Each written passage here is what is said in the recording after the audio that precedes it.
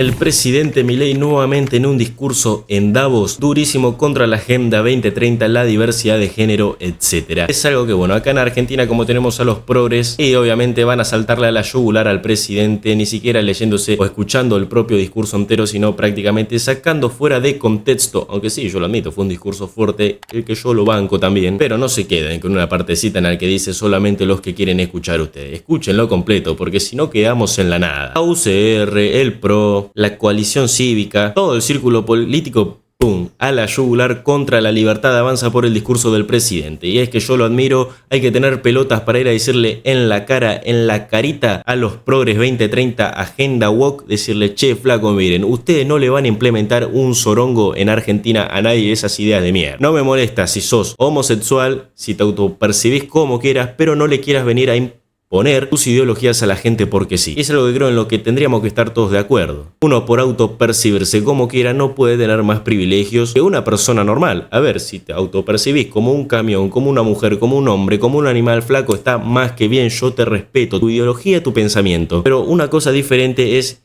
imponer o querer por la fuerza meter esas ideas en la sociedad, cosa que ya, y ahí ya estaríamos en un quilombo. También hablando sobre el tema del femicidio, el feminismo, que ya sabemos que feminismo era lo de antes, lo de ahora es un cachivache total. Pero bueno, es todo medio un embole, medio un quilombo. Déjame saber qué opinás acerca de esto abajo en los comentarios. Yo te dejo con el video y como siempre te digo, suscríbete y nos vemos en la próxima. Impresionante. Bueno, sin duda hoy el discurso pasa por el presidente. Estamos hablando de esto concretamente. El presidente tuiteó en el día de hoy justamente para, de alguna manera, tratar de explicar lo que había querido decir. De falacias y algo más. Hace unos días nos paramos en el estrado del foro de Davos y le dijimos en la cara a las élites globales que la ideología que hace décadas pretenden imponerle al mundo nos está condenando al fracaso. Planteamos que escudados en buenas intenciones y discursos bien pensantes, prefieren imponer una agenda cuya única consecuencia es la expansión infinita del Estado y en consecuencia la muerte de la libertad. Dijimos que como no tienen argumentos para defender sus ideas, utilizan la estigmatización, la categorización y las falacias para desprestigiar a quienes tienen el coraje de enfrentarlos. Y sigue, por supuesto, lo vamos a estar analizando. Interesante porque en este tuit también, que es muy extenso, ¿no? Pero hacia el final Javier Milei también plantea que en general la gente se montó una campaña donde lo hicieron decir cosas que en realidad él nunca dijo, ¿no? Y me parece que acá se mete, evidentemente, en algunas cuestiones que fueron muy polémicas esta semana, como por ejemplo los dichos sobre la homosexualidad, la pedofilia, etcétera. Y de alguna manera acá Milei sale a aclarar sin aclarar, ¿no? Es decir, lo que ustedes están diciendo en realidad no. Bueno, pero queda así, queda claro, ¿no? Claro. Digo, que falta que diga que es sin necesidad de decir exactamente contra el revisionismo, ¿no? Como en algún momento fue el discurso de los derechos humanos y durante la presidencia de Alberto Fernández, probablemente distintas vertientes de lo woke para tapar en aquel momento el desastre económico, ¿no? Exacto. Lo veo a Martín Rodríguez Yebra, que siempre tiene una mirada muy, muy inteligente para analizar esto y tantos temas, y la gran mesa que tenés ahí en tu programa. Así que nos quedamos con vos, la verdad que entusiasmados con tu programa. Te seguimos, Maxi. Muchísimas gracias. Hasta luego. Bueno, y justamente le damos bienvenida a esta mesa enorme que tenemos. Rodríguez Yebra, ya te presentaba a Hugo. ¿Qué mirada tenés justamente sobre este tuit y sobre lo que sucedía, ¿no?, hace una semana en el foro de Davos? A ver, sobre el tuit particularmente creo que hay una respuesta también a Jorge Macri, ¿no? Creo que tiene una lectura en clave interna a partir de lo que dijo Jorge Macri esta mañana, que marcó una diferencia muy fuerte respecto de una defensa de la igualdad, fueron sus palabras, ¿no? Él dijo, me gustaría ver un presidente que abrazara la igualdad y que no promoviera nuevas divisiones. Estaba haciendo una alusión, yo creo que particularmente, porque él habla después de la defensa de, por ejemplo, de la Marcha del Orgullo, estaba haciendo una alusión particularmente a esa frase que fue la más polémica o la que más estridencias generó del discurso de Milei en Davos, que fue la que se interpretó como una asociación entre homosexualidad y pedofilia. Es cierto que el presidente no dijo exactamente los homosexuales son pedófilos, pero la forma, o casi con el silogismo de una expresión en la que él hablaba de una pareja homosexual que había abusado de sus hijos y decía después que en su versión más extrema la ideología de género es pedofilia o es abuso de niños, abría la puerta a esa interpretación que ahora el presidente intenta darle vuelta, ¿no? Bueno, Macri le sale hoy a marcar una diferencia en clave electoral. Milei responde con este tuit, yo creo que principalmente, además de menciona a periodistas y demás, pero creo que sin mencionarlo está haciendo una alusión interna. Y respecto de lo que fue el discurso, creo que para mí hay una lectura muy, muy concreta que tiene que ver con una decisión de Milei de política internacional, que es ir a mostrar que está alineado con el nuevo viento de poder en el mundo, que es Donald Trump, ¿no? No hablaba de estos temas Milei, había hablado en Davos, después lo había abandonado, en el 2024 el tema, empieza a hablar firmemente y constantemente de estos temas cuando Trump gana las elecciones en Estados Unidos. Delfi, buenas noches. Aprovecho para también darle las buenas noches a Ramiro Marra, que nos acompaña hoy. ¿Le bajó el tono un poco lo que había sido en Davos con este tuit el presidente Milei? Yo creo que hizo una aclaración que no hacía falta, pero parece que algunos no supieron entender lo que dijo en el discurso, por eso salió a decir, me están interpretando de una manera incorrecta, porque claramente los que vimos el discurso varias veces entendimos que no estaba haciendo esa acción directa ni en manera generalizada. Para mí no era necesario el tuit, pero porque fue claro cuando lo habló, pero parecía que había gente que seguía insistiendo en meter ruido en una declaración en un lugar importante donde el presidente marca su presencia en términos internacionales. En un año electoral, ¿suma este discurso o espienta votos? No creo que el presidente esté haciendo estos tipos de cálculos electorales y no creo que sean correctos tampoco responder a esta pregunta, porque me parecería una falta de respeto hacia los argentinos pensar los temas en base a términos electorales.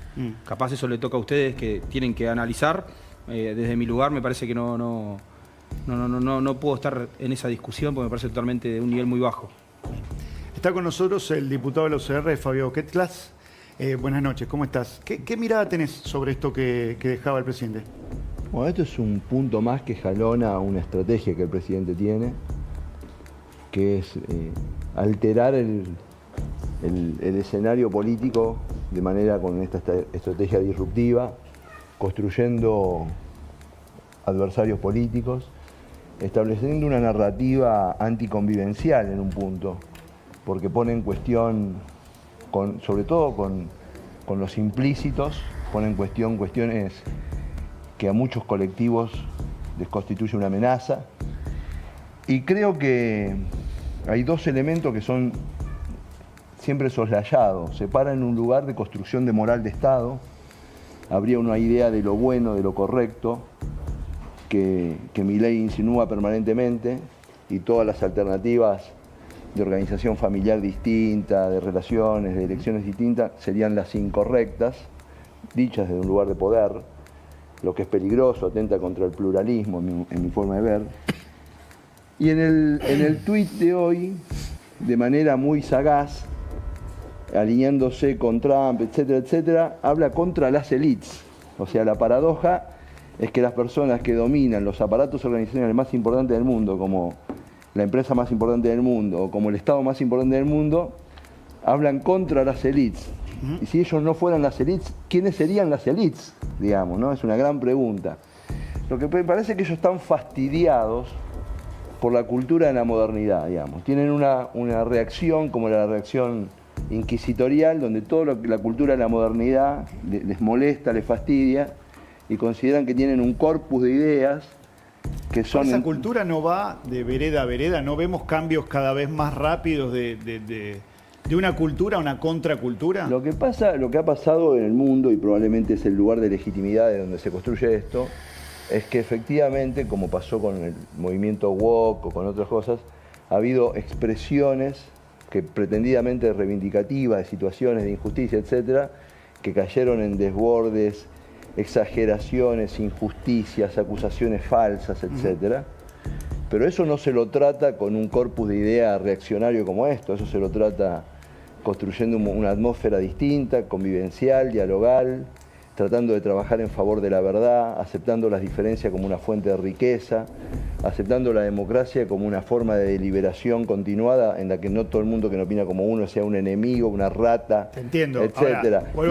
Y entonces ese aprovechamiento político Lo pone en el mismo lugar moral de los que dice perseguir. Entonces la única manera de cambiar el tono... La pregunta del millón es, los argentinos, ¿cómo queremos convivir? ¿Estamos cómodos así? ¿Nos parece que es piola que en todas las reuniones familiares terminemos a los gritos, etcétera? ¿Nos parece interesante eso?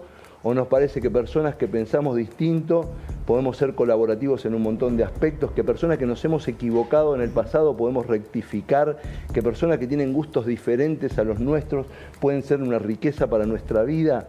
¿Cómo queremos vivir los argentinos? El presidente, ¿a quién nos invita? Es cierto, yo también tiendo a creer que los sistemas tienden al equilibrio, pero evidentemente en este caso nos hemos equivocado. Lo quiero Perdón, pero sí. El presidente lo hace desde el poder público. El presidente no es un ciudadano. La política ha descubierto hace un tiempo que la lógica era la polarización. Bueno, entonces la pregunta es, y yo interpelo a los ciudadanos, y si nosotros le vamos a dar carta blanca a un mecanismo de actuación en el plano, en la conversación pública de este tipo, o vamos a tratar de bajar un tono, eliminar algunas adjetivaciones, reconocer las cosas buenas que hace cada uno y tratarnos de una mejor manera. Cuando hablas de nosotros, hablas de la UCR, porque también vos hablas de una estrategia muy clara del presidente de polarizar, y a mí la duda que me surge es qué va a hacer el PRO. Hay mucho silencio en el PRO, pero también en el radicalismo, ¿no? Y después de reuniones además con el jefe de bloques y ante podemos decir, un acercamiento. Es una duda muy legítima, porque yo creo que es una duda que tenemos un montón de dirigentes partidarios,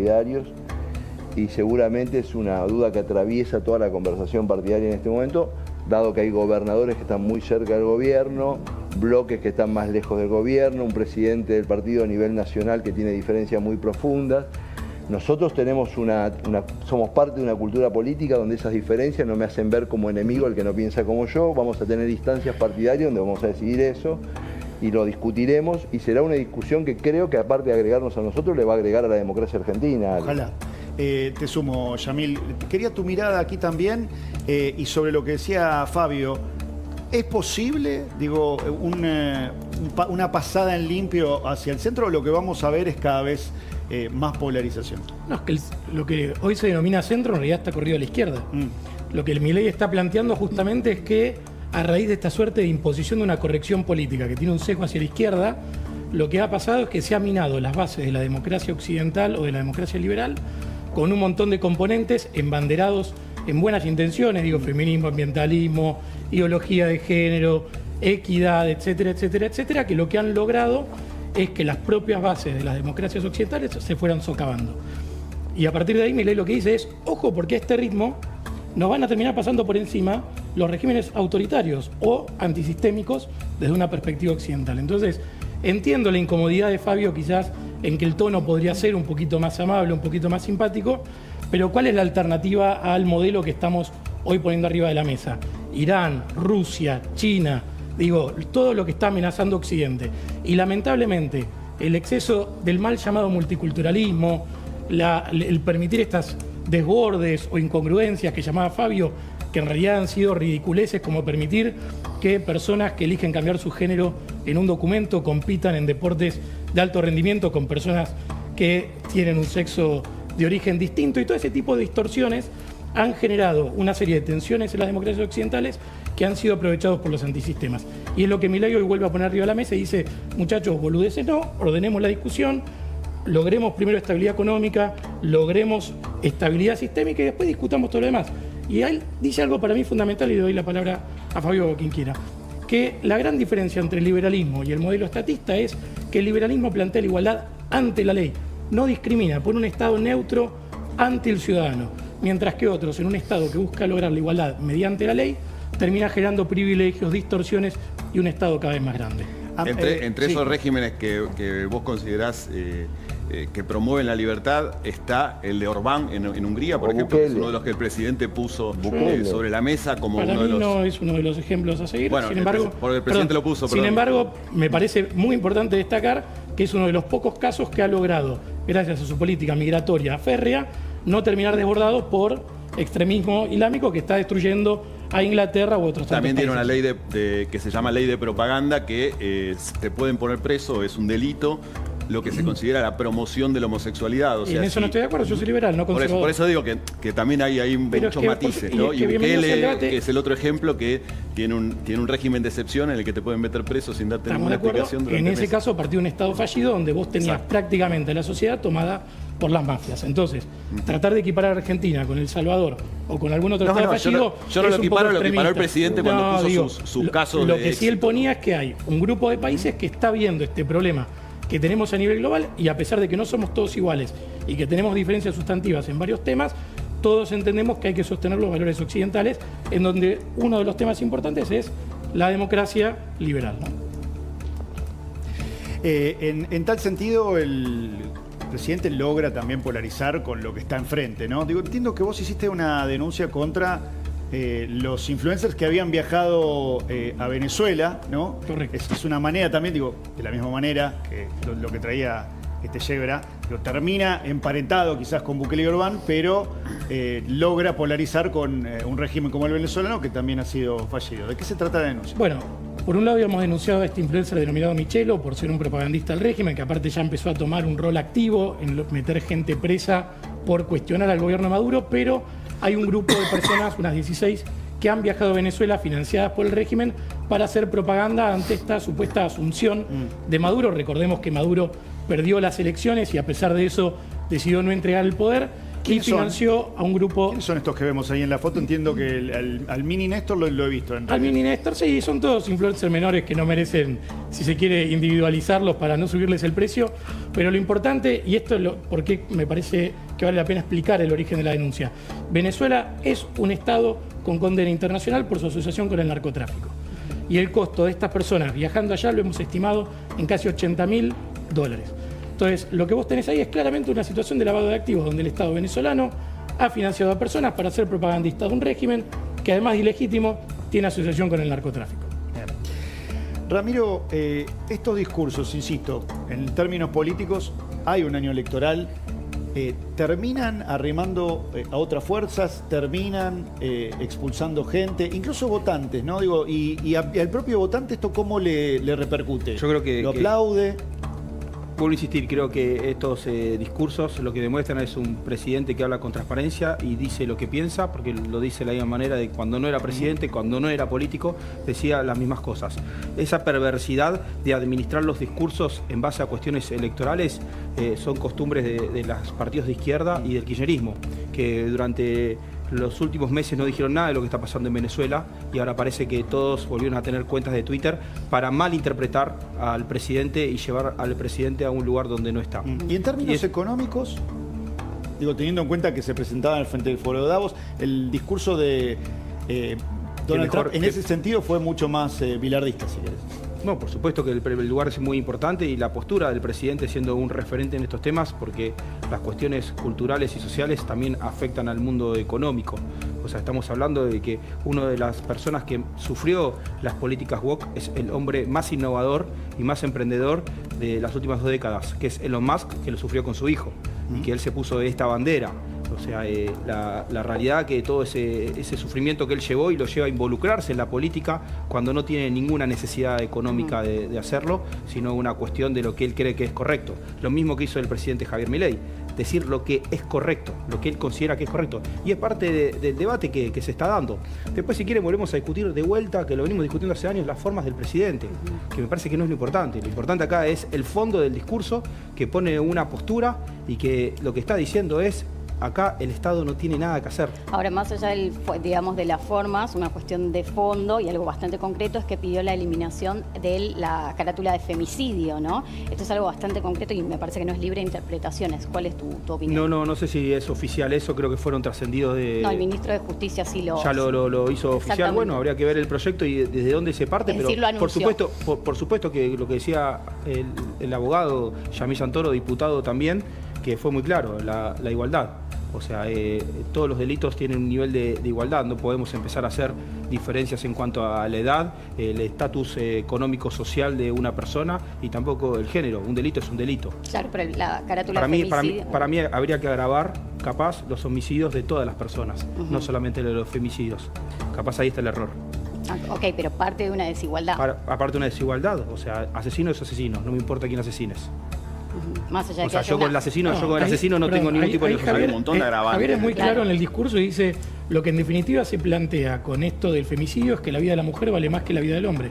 Porque el bien jurídico tutelado, que en principio es el mismo que es la vida, a uno le ponemos una pena más cara que a la otra. Y esa es la contradicción que él plantea. Todas las vidas son sagradas, todas las vidas son importantes. Entonces, ¿por qué un asesinato hacerlo peor que otro? Distinto es si hay algún agravante, como vos bien plantás, Sí, los alevosía de o lo que fuera. vínculo, obviamente eran agravantes que obviamente ampliaban la pena. Claro, pero en este caso solamente el género sea constitutivo de un agravante. No, pero si está precedido de violencia de género, donde muchas veces hay asimetría de poder y por eso la desigualdad, ¿no? En este También. caso lo que él plantea es que de lo que podía llegar a ser una excepción, una situación particular, se termina generando una suerte de figura penal distinta, que es el asesinato de un hombre y el asesinato de una mujer, como si fueran... ¿Hay bienes alguna jurídicos estadística que tutelados. pruebe que eso es así, que se haya desnivelado de manera no natural? ¿Te referís La, a las la condenas? cantidad de... Claro, que se haya usado de manera inadecuada esa figura. Pero es que efectivamente es lo que termina pasando. O sea, si un hombre mata a otro hombre, no tenés ningún tipo penal que se aplique, Y entonces- por más de que haya situación de asimetría económica o de algún otro tipo de precedencia de violencia. Entonces, a ver. Eliminarías, perdón, quiero entender, ¿no? Eliminarías todos los agravantes de pena, por ejemplo, los de el padre un hijo, por ejemplo, o los de es que ahí está, no es agravado por el vínculo, es lo que vos estás planteando. Sí. No, acá lo que está justamente diciendo es que hay una característica que es el género, que no puede ser constitutivo de una pena mayor que cualquier otro grado de atributo de la persona. Entonces, me parece una cuestión razonable que igualmente bienvenido sea el debate de cómo logramos pulir la ¿Los figura. jueces lo aplicaban, Yamil? ¿Qué? ¿Los jueces lo aplicaban? Sí, claro. ¿Hay muchas femicidios. condenas? Y de hecho hay muchos casos, y esto me ha tocado vivirlo también como abogado, de ver cómo preventivamente se utilizan figuras que fueron instituidos con fines nobles para prevenir la violencia de género o para privar, por ejemplo, a que los hijos no puedan ver a sus padres o para generar inclusive situaciones de, si se quiere, acoso inverso de mujeres que terminan sancionando hombres con represalias desmedidas utilizando la justicia. Entonces yo no estoy diciendo que de ninguna manera no exista la violencia de los hombres contra las mujeres, lo que sí estoy diciendo es bienvenido sea la posibilidad de que discutamos razonablemente las figuras jurídicas para lograr una sociedad más justa. Es bueno con razonablemente me señaló a mí. No, porque invocabas ese planteo, me parece válido. Yo soy de los que creen que se pueden usar mal los instrumentos más nobles, por supuesto. Eso, y no tenemos vacuna contra eso, Yamil, no hay ninguna, no la tenés vos ni yo. Pero también soy de los que creen que cuando la realidad exhibe situaciones inevitablemente desiguales, por ejemplo, cuando en los homicidios se ve que la relación es 9-1, hombre a mujer contra mujer a hombre, etcétera, no es una buena práctica jurídica que el derecho no capture ese dato de la realidad. La Argentina precisa trabajar y mucho para reequilibrar esa situación. Pero quiero ir un punto más atrás porque se habla siempre de las formas y no del fondo. Sí, no hacémelo molestan cortito, la quiero fonda. escuchar al presidente sobre ese tema tan Bueno, así de la visión de Occidente que se ha exhibido acá es una visión geopolítica. Occidente es un paquete de valores. Occidente es el humanismo. Occidente es la convivencia religiosa. Occidente es el parlamentarismo. Occidente es la sensibilidad. Occidente no es lo que se me ocurre a mí un día para segregar. Hay 4000 años de historia que hablan de que Occidente es otra cosa, es un legado. Y yo creo que cuando invocamos a Occidente en la idea de que creemos en una convivencia plural, valen las formas y vale el fondo. Escuchemos, ahí lo tenemos, al presidente opinando sobre el feminismo. Feminismo, diversidad, inclusión, equidad, inmigración, aborto, ecologismo, ideología de género, entre otros, son cabezas de una misma criatura cuyo fin es justificar el avance del Estado mediante la apropiación y distorsión de causas nobles. Veamos algunas. El feminismo radical es una distorsión del concepto de igualdad. Y aún en su versión más benévola es redundante, ya que la igualdad ante la ley ya existe en Occidente. Todo lo demás es búsqueda de privilegios, que es lo que el feminismo radical realmente pretende, poniendo a una mitad de la población en contra de la otra cuando deberían estar del mismo lado. Llegamos incluso al punto de normalizar que en muchos países supuestamente civilizados, si uno mata a la mujer, se llama femicidio, y eso conlleva una pena más grave que si uno mata a un hombre solo por el sexo de la víctima, legalizando de hecho que la vida de una mujer vale más que la de un hombre.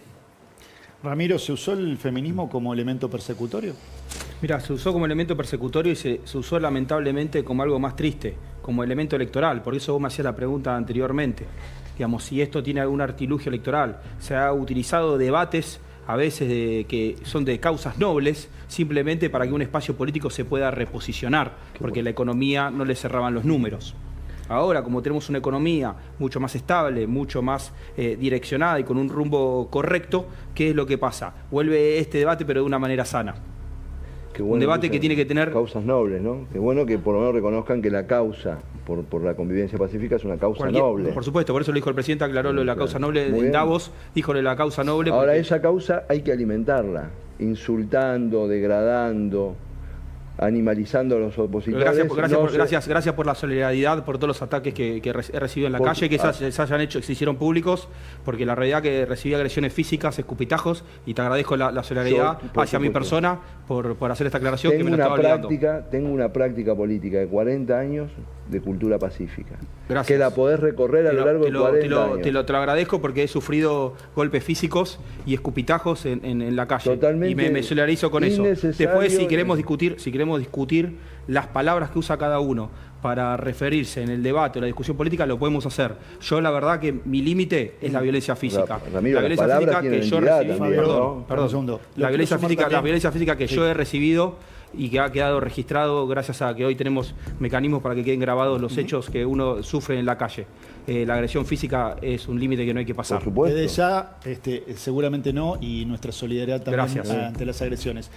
Lo quiero también sumar a Camaño para hablar de temas económicos, porque el fondo, ¿no?, del debate tenía que ser económico en Davos y se terminó corriendo. Cierto es que, de todas maneras, el gobierno metía el tema de la baja de retenciones y cambiaba allí el eje en el cierre de la semana. Tenemos para verlo, mirá.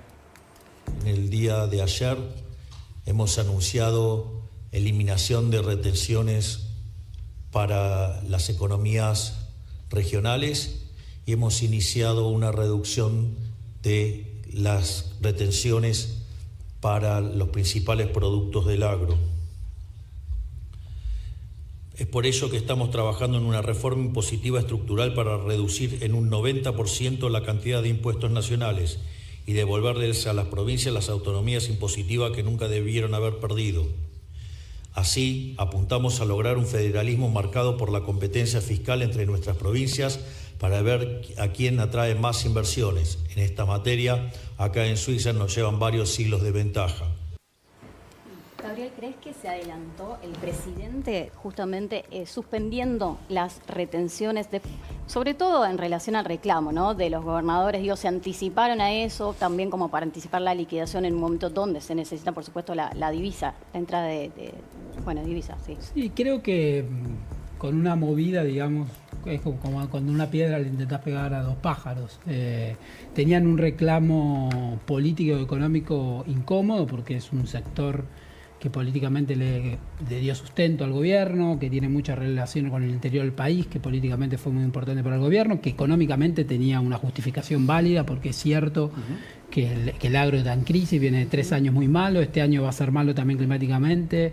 En todo el mundo, o sea, Biden antes de irse le puso 10 billones a los farmers norteamericanos porque la cuenta no le cierra ni a ellos, entonces económicamente había sustento al reclamo que había, y creo que el gobierno no esperó a reunirse con la mesa de enlace, reaccionó antes y ahí que pudo capitalizar el reclamo, digamos, y bajarle un poco la presión. Probablemente si hubiera esperado más, le hubiera salido más caro. Así que en ese sentido me parece positivo. Hubieran pedido más, se anticipó. Probablemente hubiera tenido que ceder más y le puso la temporalidad con lo que probablemente esté mirando lo que se llama el pase, digamos, que es la soja, sobre todo la soja que queda sin liquidar de la cosecha vieja. Esté buscando que en estos primeros 6 meses se liquide fuerte o más rápido eso. ¿Sirve para hacer caja? Le sirve para sumar reservas, le sirve para sumar más reservas en un momento donde la acumulación de reservas, sobre todo a nivel neto, viene más lenta, o sea que le sirve para revitalizar eso, en el contexto de plena negociación con el fondo, a ver en qué termina eso. Así que me parece que con una medida intentaron atacar varios frentes, digamos. Martín, en términos electorales, ¿sirve? ¿Suma el guiño al campo? Bueno, evidentemente suma mucho para el gobierno prevenir un conflicto, ¿no? Un conflicto que podía llegar a ser importante si se dejaba que creciera, digamos, el reclamo.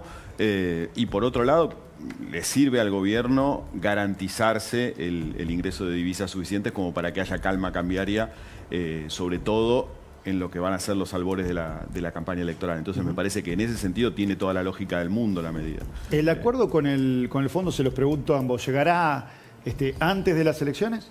En teoría sí. Eso es lo que está buscando el gobierno. Las señales que vienen desde Washington son de que está encaminado.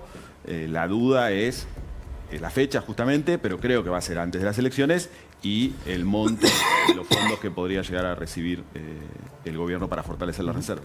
Martín, en términos de las legislativas, con el discurso de Davos, sobre todo en relación no a lo económico, sino justamente a todas las declaraciones, exacto, que veníamos diciendo, ¿lo está provocando al PRO, lo está apurando en este acuerdo? Creo que yo veo dos cosas ahí. Sí, por un lado... Bueno, le dice hoy a Jorge Macri, le dice, no te pongas en mi camino. No te pongas en el camino que te arroyo, más o menos, sí. ¿No?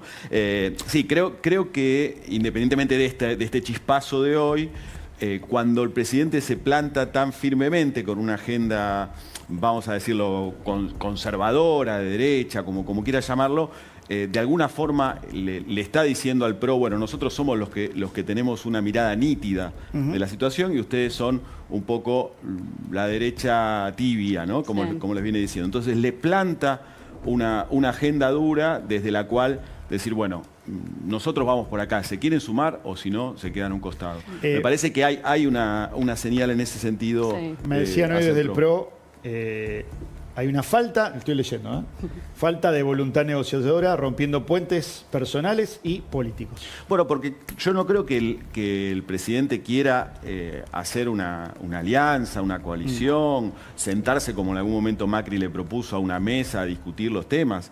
O sea, el presidente lo que está diciendo es, el líder de este sector, de este lado del tablero, soy yo, el que se quiera sumar, vamos para adelante. Es el que tiene pero acá no hay la lapicera. Acá no hay una discusión, un debate de ideas. Bueno, además difícil. Y me parece que cuando plantea una agenda así tan nítida también en términos ideológicos y sociales, también el presidente le está diciendo, este lugar del tablero está ocupado por nosotros. Se quieren sumar bien y si no, vayan y busquen. Fabio, ¿qué va a pasar ahí con el radicalismo? ¿Va a haber un radicalismo kirchnerista, un radicalismo más de centro, un radicalismo adentro del armado con la Libertad Avanza?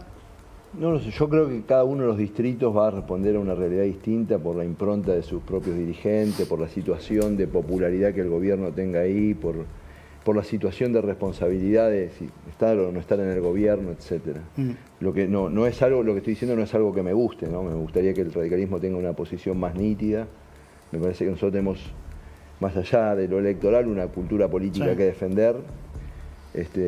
Hay gente que espera de nosotros, legítimamente, digamos, un posicionamiento en relación a todas estas irritaciones que se están produciendo, con independencia de que el proceso económico de la Argentina tenía que hacer un ajuste fiscal inevitablemente, digamos, porque Argentina estaba al borde del colapso. Esa es una denuncia que el presidente hizo al inicio de su gestión y es real, digamos. Y ahí nosotros actuamos con responsabilidad en el Parlamento en su momento, pero me parece que hay un montón de otras cosas. La agenda política no se agota en eso. Hay una situación de un montón de colectivos en Argentina insatisfechos con, por otra parte, un ajuste que ha tenido un nivel de inequidad tremendo, digamos, ¿no? La mitad del ajuste la pagaron los jubilados, etcétera, y eso hay que ponerlo. Y una cantidad de fragilidades adentro del sistema que son soslayadas de una manera olímpica por parte de un montón de analistas. O sea, hace falta ver cómo los argentinos actúan económicamente en el exterior para darse cuenta que Argentina está fenomenalmente caro y que el déficit de cuenta corriente se agrava mes a mes y es un dato estadístico oficial, ¿no? Y esto no hay que asombrarse cuando las cosas después suceden, digamos. Y alertarla no es ser opositor, ni mucho menos, me parece que... Pero no me respondiste, no sé si todavía... Yo creo escuché, pero no sé si todavía si va a haber tres radicalismos, si va a haber uno solo. Sí, por mí yo creo que el radicalismo tendría que tratar de liderar la opción de centro político, digamos. Sí. Esa sería mi propuesta.